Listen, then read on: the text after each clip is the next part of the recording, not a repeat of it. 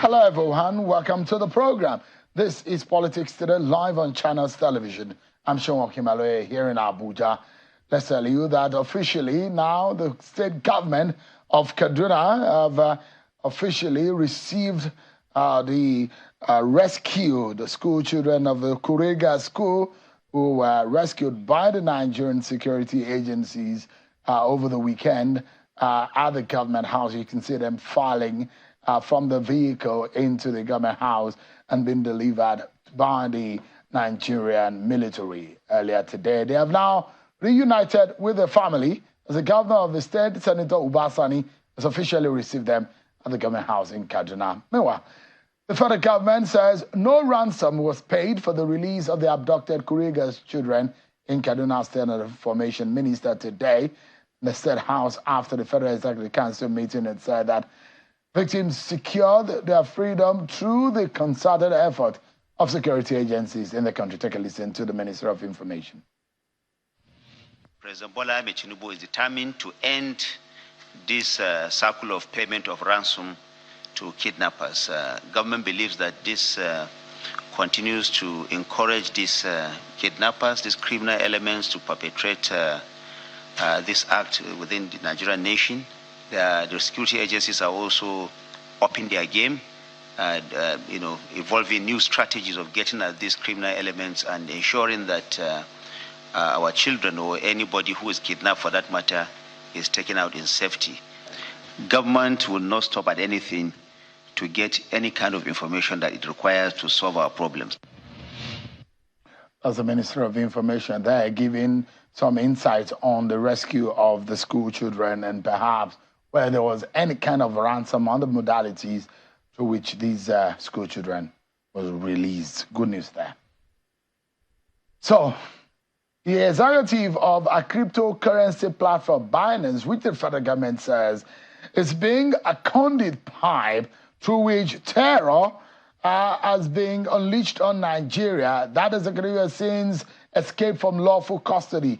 The Office of the National Security Advisor told Nigerians today, how did that happen? He says that he has a multiple identities in terms of his nationalities, British and Kenya identities, but now, which of it did he use in escaping? How did he escape from security forces? This, the Nigerian government says he's now on a manhunt for this man that you can see right there on the screen. What are the legal angles and the security angles to this matter? We dissect it. What does this mean for our security network in the country? Did he go through the airport? How? How did he go to say he wanted to pray? He was praying, and at the end of the day, he vanished from the country.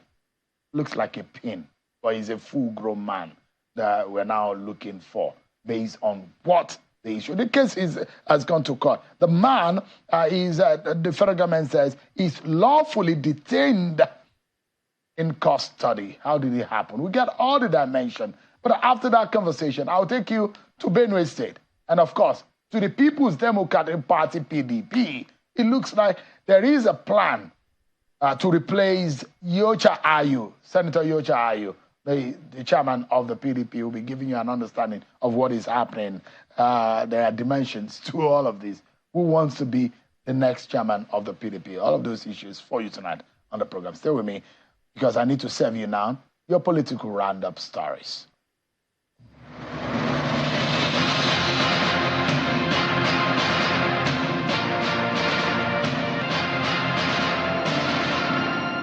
General Yakubu Gowon is appealing to member countries of the Economic Community of West African States, ECOWAS, to remain united rather than allow external forces to cause division within the bloc. General Gowon made the call in Abuja at the inauguration of the Academy of International Affairs. General Gowon also wants the fellows and members of the Academy to bring their wealth of experience to bear in order to redeem Nigeria's image abroad. And ahead of the off-cycle governorship elections in Ondo State, the national chairman of the All Progressives Congress, Mr. Abdullahi Ganduje, is assuring members of the party in the state of a peaceful primary election that will help the party retain the state.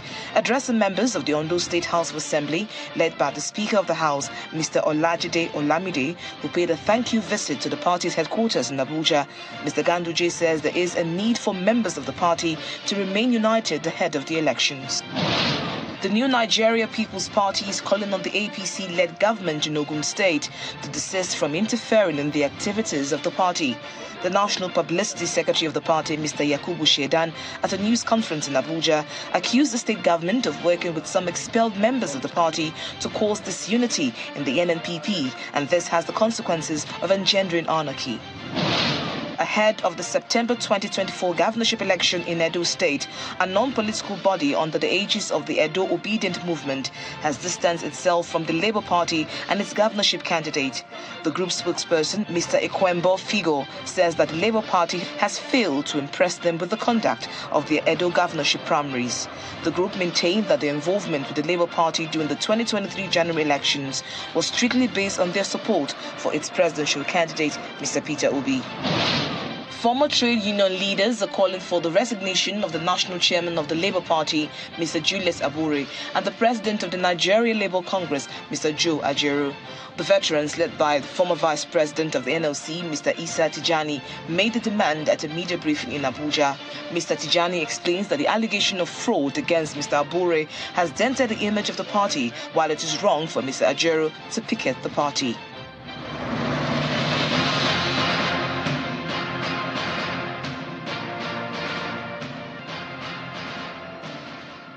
There you have it.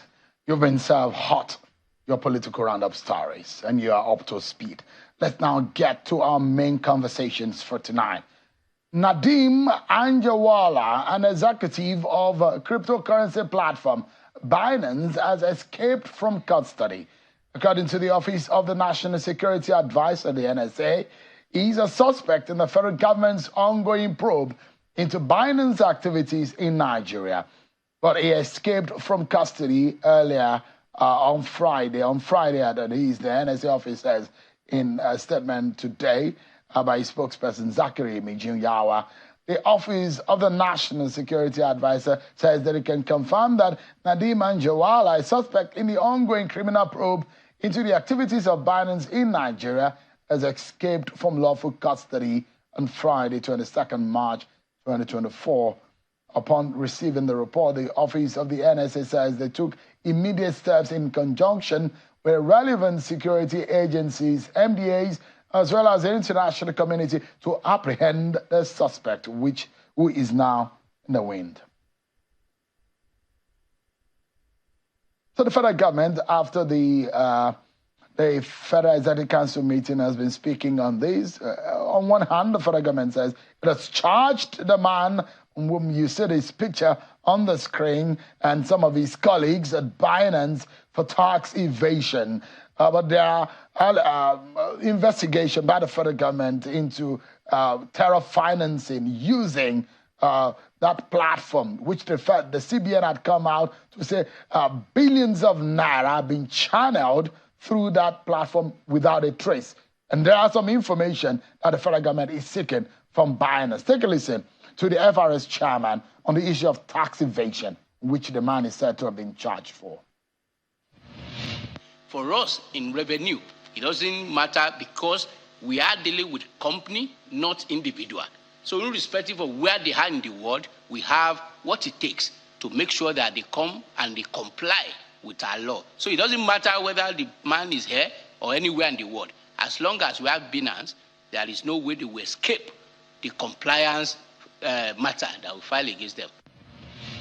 All right, you can hear. So there's so much more that the federal government is saying.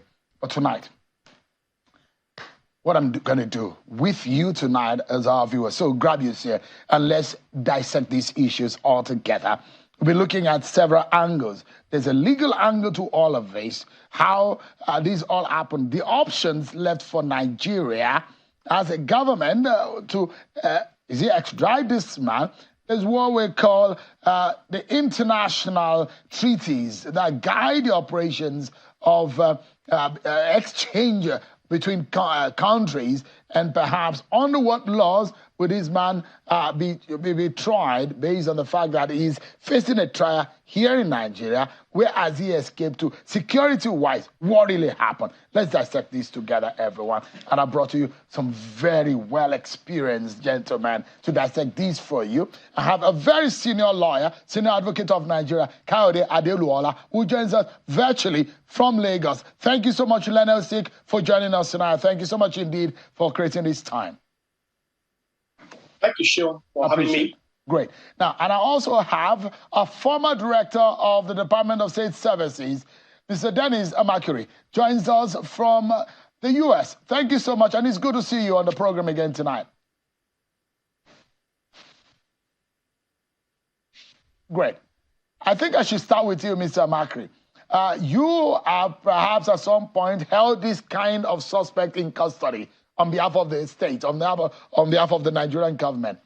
How possible, from what you hear and what we understand and what we know, that maybe this man went to pray, from praying, he eloped.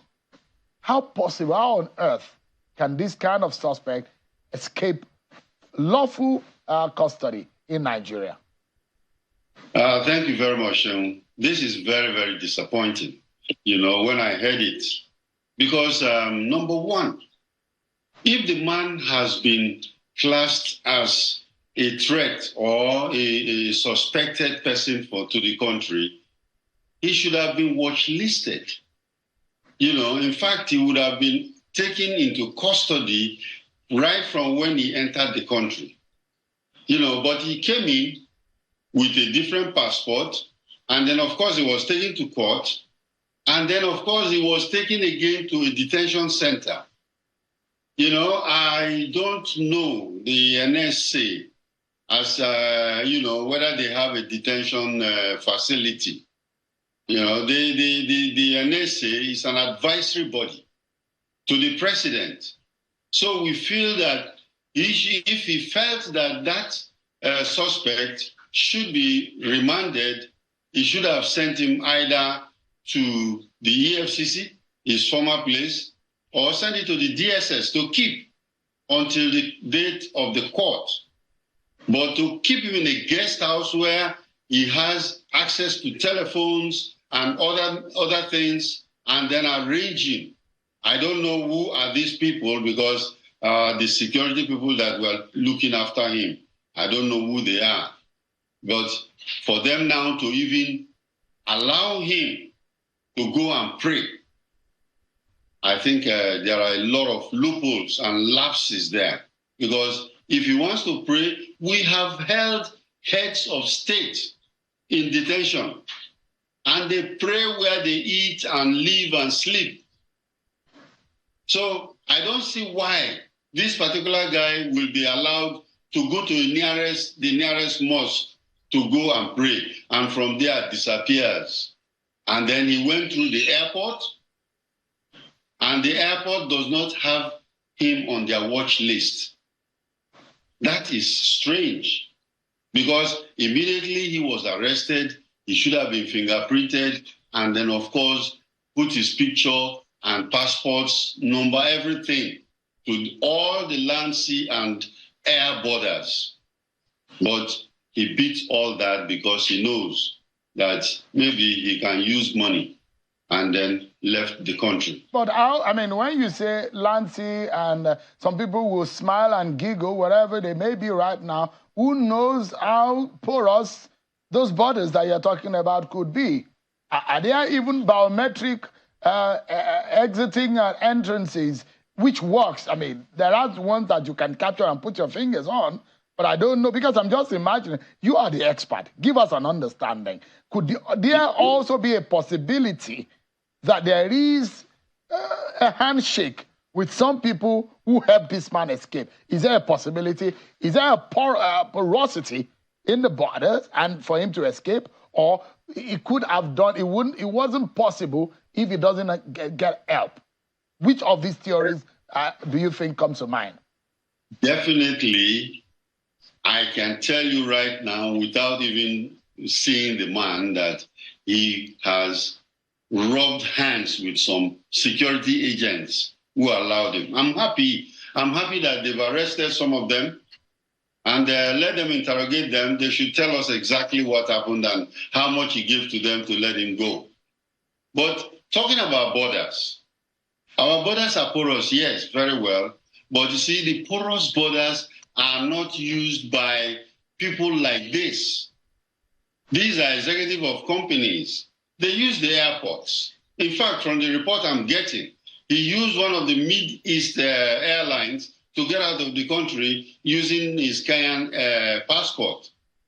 You know, because if he was using what we used to call the Nadeko route, you know, they will catch him because that is used mainly by Nigerians, not by foreigners with his kind of face.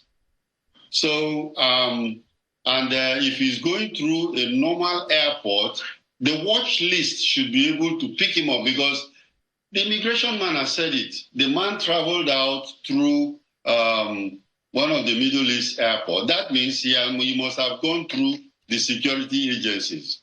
That's why he knew that he went through a Middle East airline.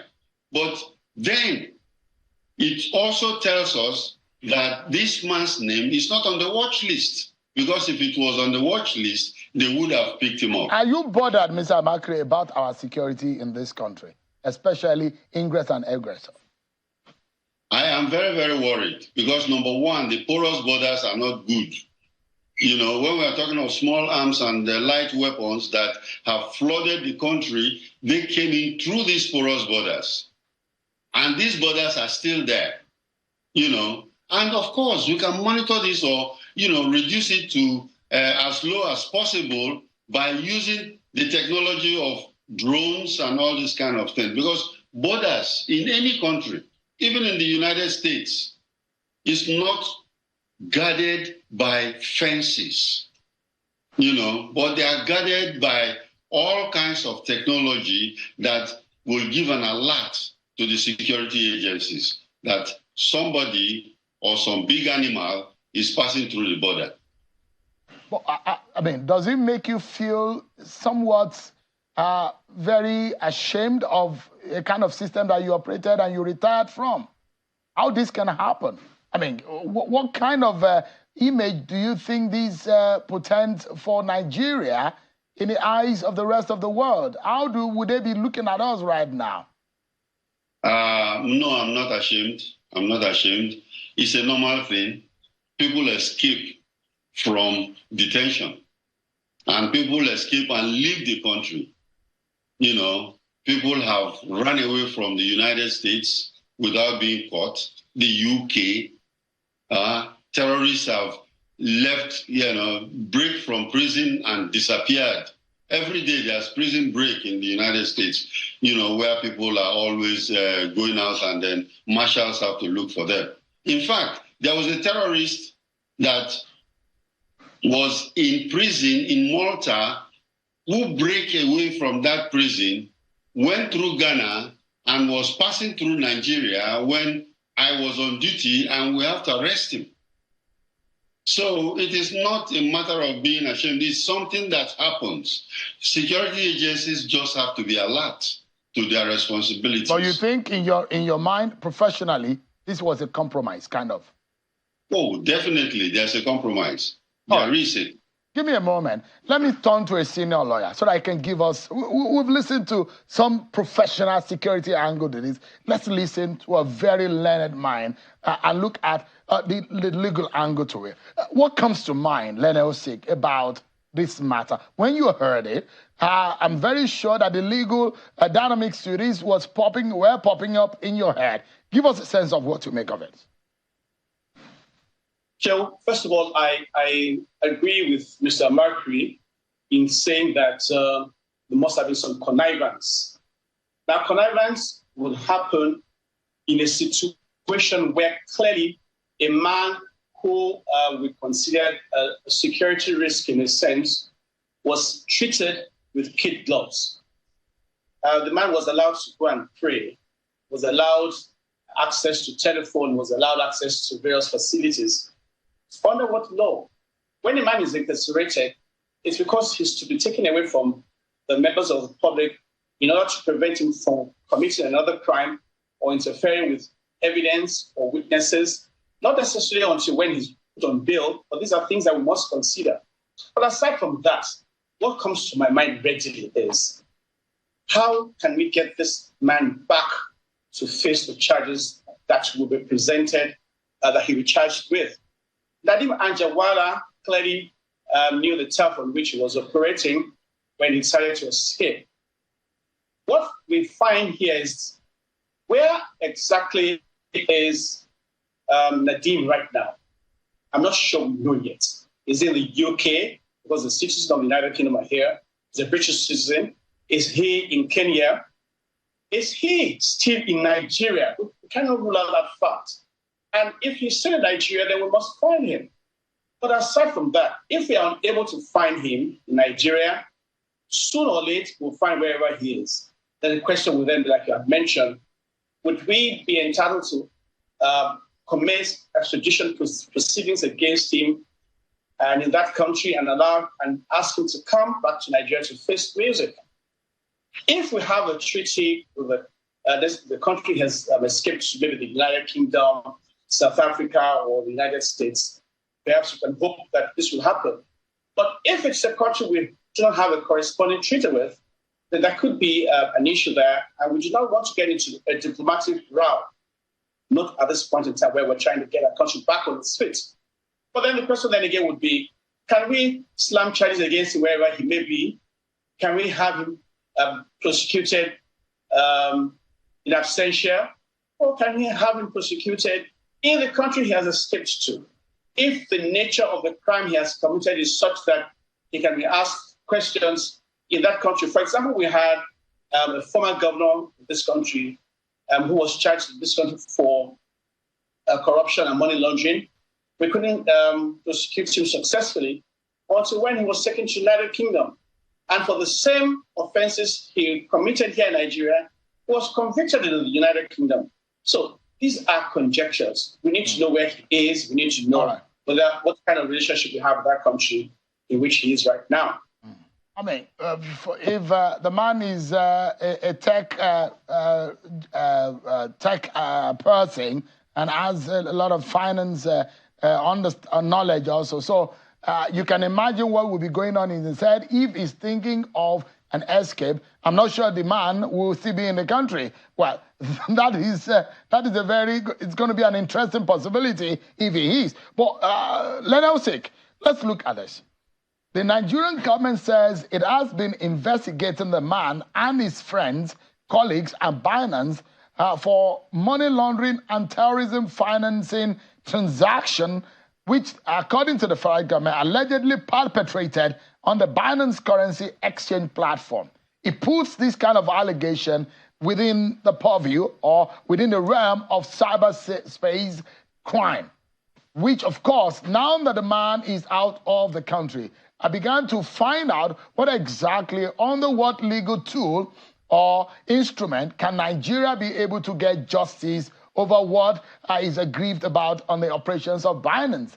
So there is the Budapest Protocol of 2001, which will allow a handshake between a Nigerian government and another government like the UK. Over 21 or so countries are signatories to the Budapest Protocol of 2001.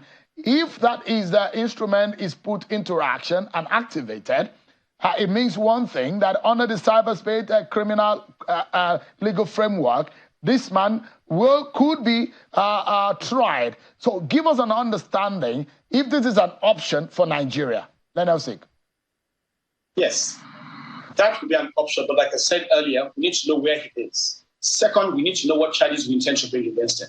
If the charges we are going to bring against him in Nigeria are cybercrime related, then of course the Budapest Protocol will come into play, because the whole idea of that protocol is to make the whole world virtually safe for everyone. And if one person is allowed to escape the law because other countries are not cooperating, then you should make nonsense of that protocol. What we should consider is that Nigeria is one nation, and we all are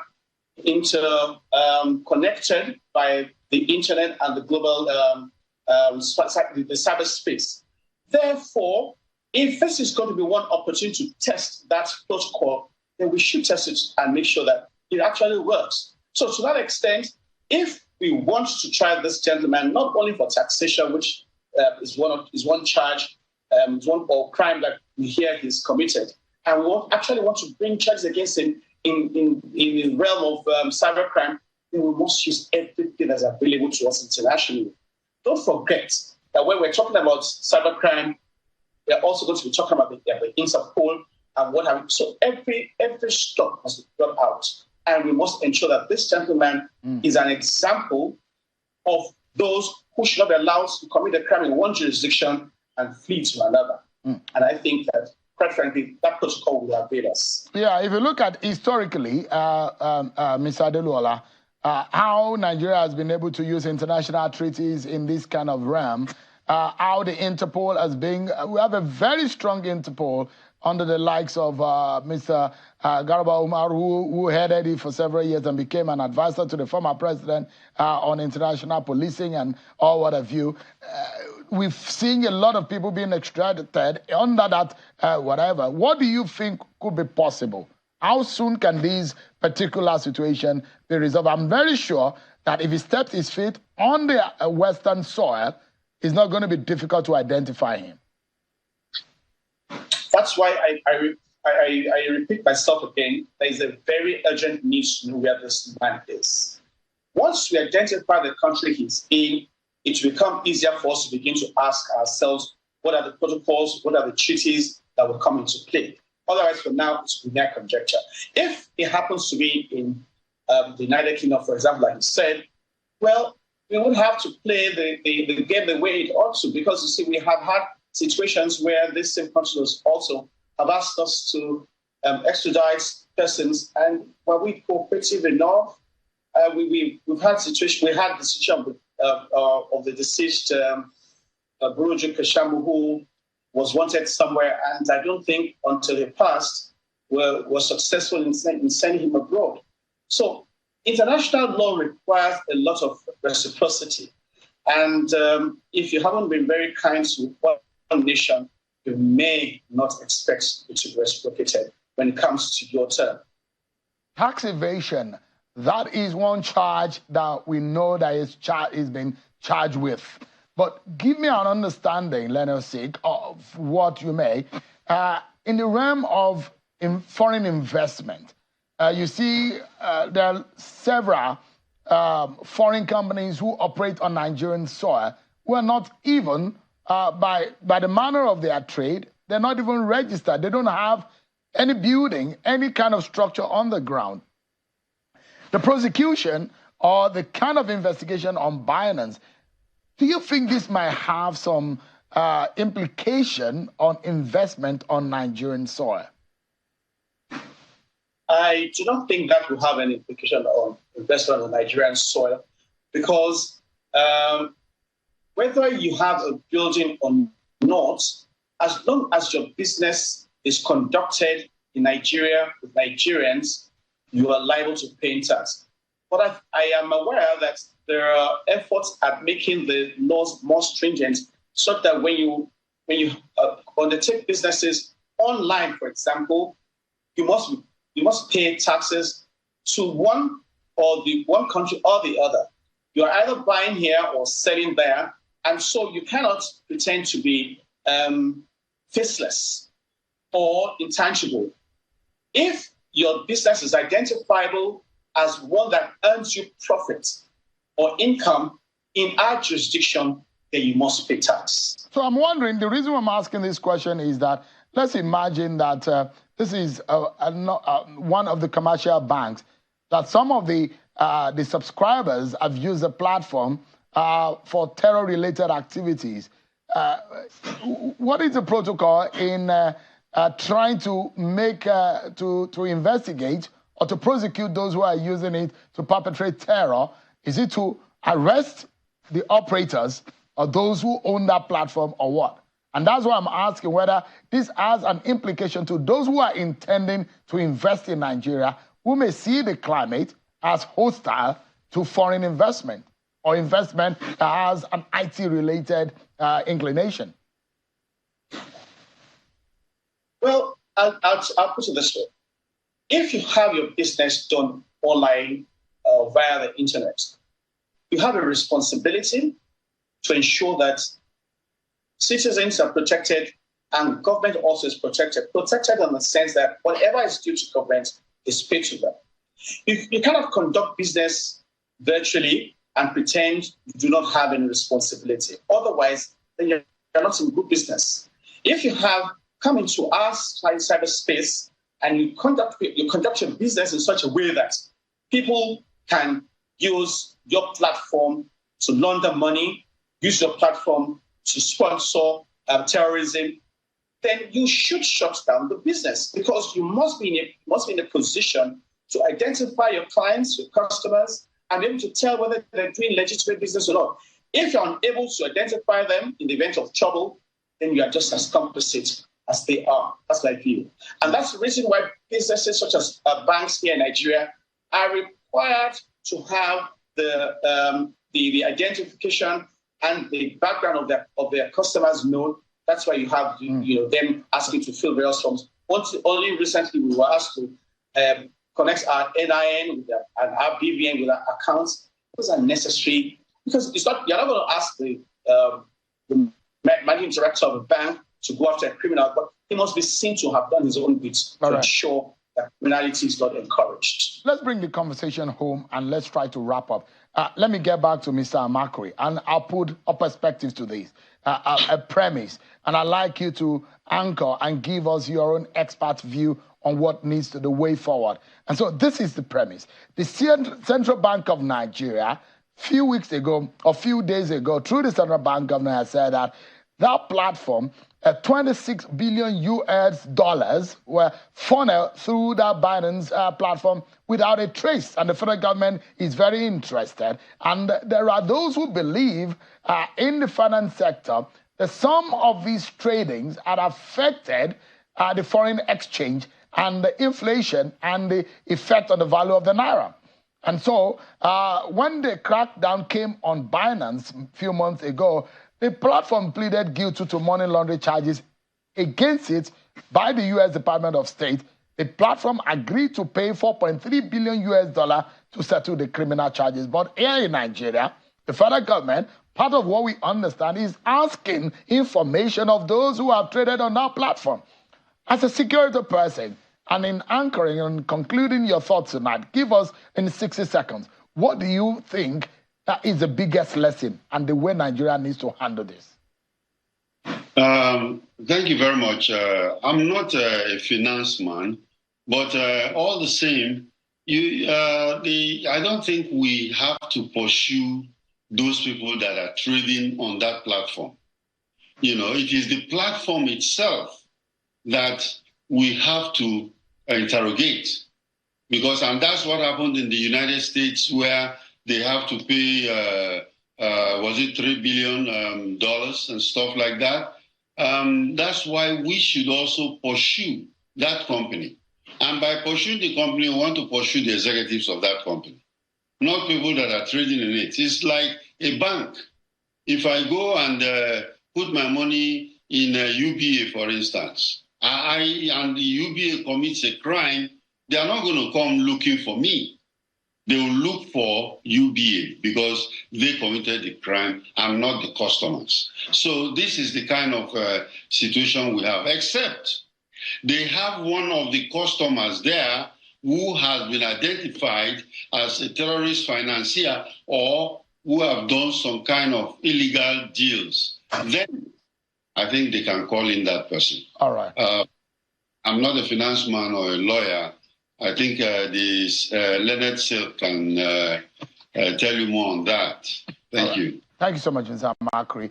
And conclude for us, Mr. Adeluola, on your thought, where we need to go based on the premise, the amount of money that said to have been funneled through Binance and the manner in which the federal government had gone about this. and the implication on national security, and the manner in which you think this can be handled such that it doesn't crumble the economy or the system. Just in 60 seconds so that we can wrap this up. Let's agree that Binance must have been operating on a platform that had computers. So they must have had people who provided them with this service. There's no doubt in my mind that no money could have passed through Binance platform that it trace. Every single dollar that has gone through, all you need to do is lay your hands on their computers and somebody somewhere can unravel everything. If you use your computer you buy from Microsoft, for example, whatever you do on that computer, they can tell you from wherever they are in America. Same way if you operate your printer. So for Binance to have such a wide network of computers used in America, in Nigeria, and various places, there's no doubt in my mind that if you have access to their computers, everything that you need to know will be unraveled. And those would be useful equipment or hardware that would be brought before the courts for evidence and for forensic analysis. There's no doubt in my mind, but we need to have access.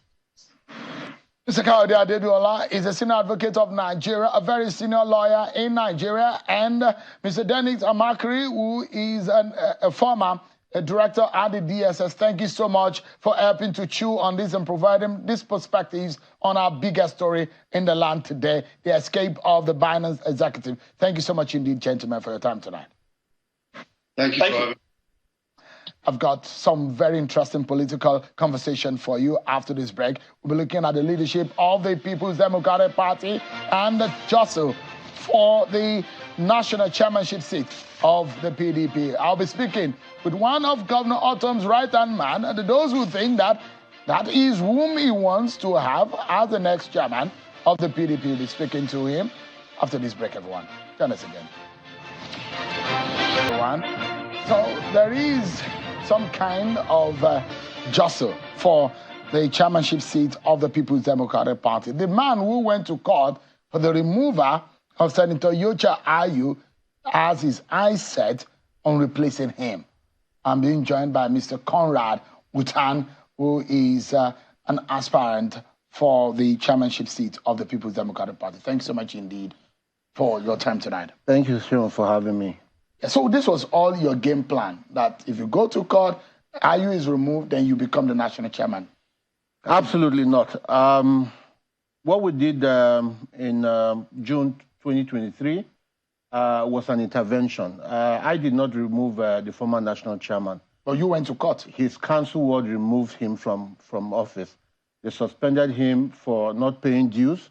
And of course, like you see in Senate climbs, when you lead the party to such a colossal defeat, the most honorable thing would have been for him to have stepped aside.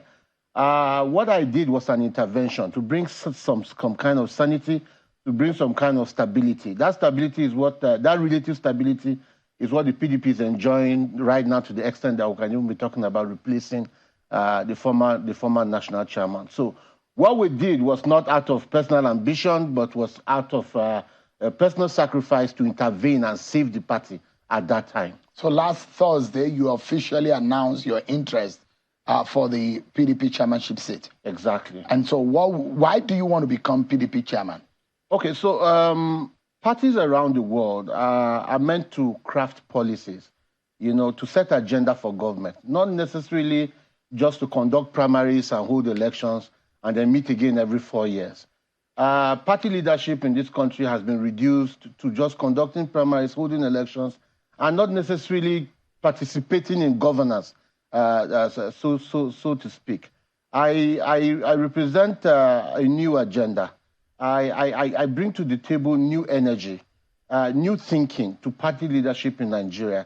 I count myself as a prime asset to the party. You know, the PDP has been in the vanguard of democracy in this country, to the extent that I believe that the PDP should set the pace for other parties to follow. Around the world, you know, younger people are taking over government, you know, across the globe. You know, Nigeria cannot isolate itself from the global trend. Just today, Diomaye Faye was elected, you know, president of Senegal, just next door. He's 44 years. You know, yesterday, Simon Harris took over leadership of the major political party in Scotland, and he's primed to become the next Prime Minister of Scotland at 37. You know, so the youth should actually be assets, you know, to our nation in contributing to nation building, and not a disadvantage. What about experience? Because party administration is largely experience of administration and political activity. You can liken that to someone who has just graduated with the first class in the university, and then before he gets a job, he said he should bring 15 years experience. Fresh out of university, top in his class, and the major requirement or the impediment becomes, you know, experience and no longer qualification.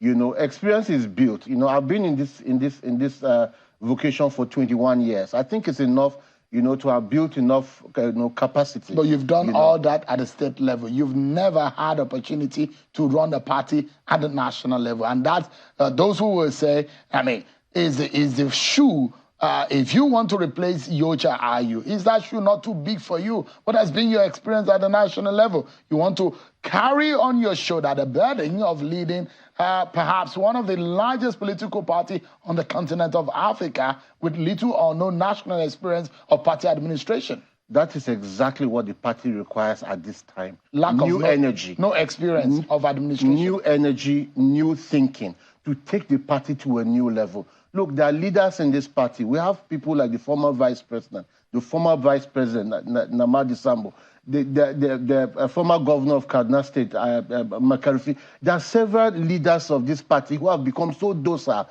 because of the lack of cohesion, you know, because of ego spinning in the party. We need somebody who is bold enough, courageous enough, young enough, with the energy to be able, exactly, I'm primed for that position. Do you know another person that is vying for this from Benue? Yeah. You have an idea? I think I overheard that the former governor of Benue State, Senator Gabriel Suswam, is also running. So I also understand that Mr. Humphrey Abba from Kogi State is running. There are several other people who are running apart from me. And you think you can level up with the likes of Gabriel Suswam, a former governor, a sitting senator, you know, who's been on the ground for several years, you know, who's perhaps understand what it means to, because, and I will come to some of the thinking in your state and in your party about your personality and what you represent.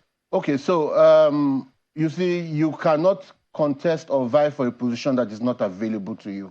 You know, politics is about building, you know, cohesion. It's about when these positions became available 2 years ago, the party sat at the national level and zoned the position of national chairman to the North Central. The position in the North Central was zoned to Benue State. To Benue State, it was micro-zoned to Benue Northwest Senatorial District, that's Zone B. Why? Because Senator Gamade had been chairman from Zone A, Audu Ogbe had been chairman in Zone C. So the only zone that had not produced a chairman in Benue was Zone B.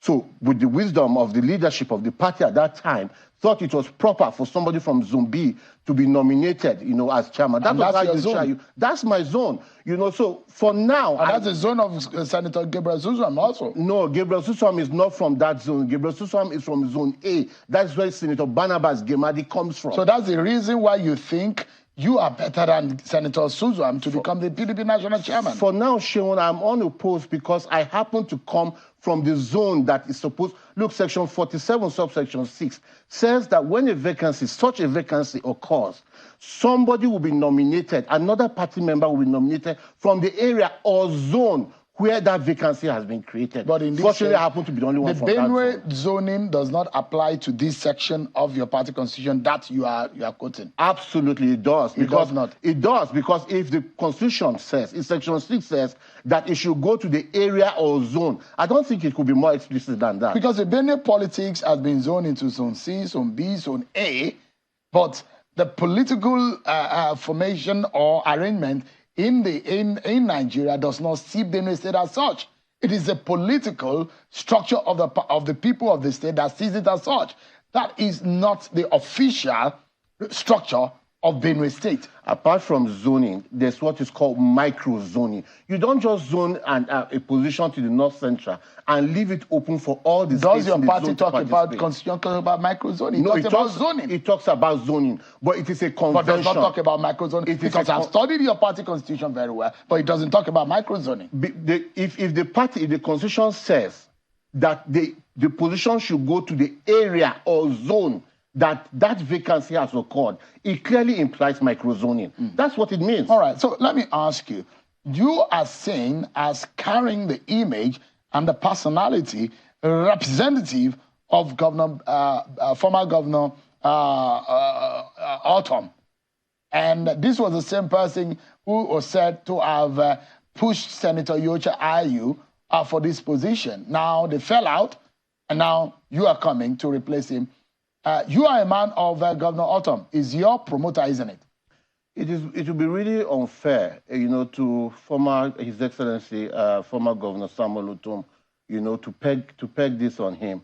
At my age, I think I am old enough to be able to bear responsibility for any opinion that I hold. It would be quite unfortunate to label Governor Samuel Otom as being the one who orchestrated the removal of Dr. Ayu and is also bringing somebody to take over from Dr. Ayu. You are ascribing too much powers to a single individual. But is he your promoter or not? No, absolutely not. Does he endorse you or not? Absolutely. Is he pushing you or not? For now. Are you a close ally to him or not? Of course, I cannot. Have you always been working with him? You have helped him to take Yocha Ayu to court, and you are denying Samuel Autumn as the man who has inspired you to want to do this. No. Like I told you, I did not remove Yocha Ayu.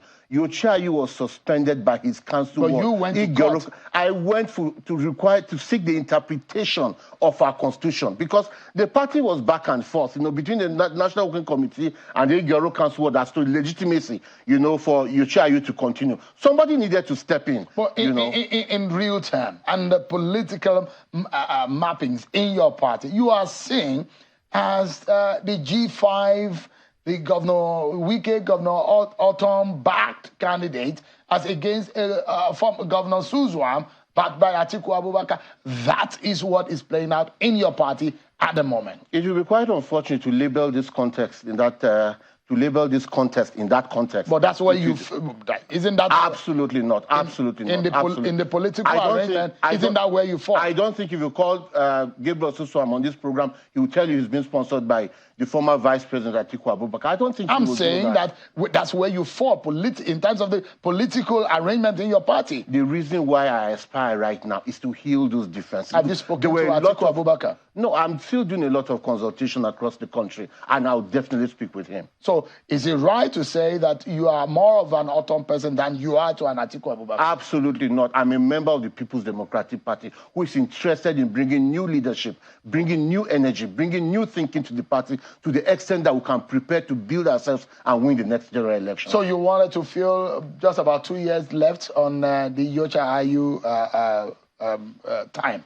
Absolutely. The position belongs to the North Central. It would be really unfair, to allow somebody who is not from the North Central, not from Benue, to fill out, the entire 3 years of a 4-year term of Yocha Ayu. Look, just November, a few months ago, November 2023, we lost the former national woman leader of the party, who is from Cross River.